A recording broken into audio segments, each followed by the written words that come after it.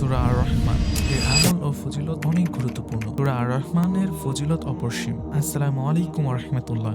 আশা করি আদর্শ ইসলামের সুপ্রিয় দর্শক মণ্ডলী আল্লাহর অশেষ মেহেরবানিতে আপনারা সকলেই ভালো আছেন। নিম্নে 4টি কতিপয় ফজিলত উল্লেখ করা হলো। সো ভিডিওটি মনোযোগ সহকারে দেখার জন্য সকলকে অনুরোধ করা হলো। তার মধ্যে 1, সূরা আর-রহমান। এই সূরা পাঠ করিয়া প্লীহা রোগীর পেটে দম করিলে অর্থাৎ ফু দিলে আল্লাহর রহমতে তাহার প্লীহা রোগ আরোগ্য হয়ে যায়।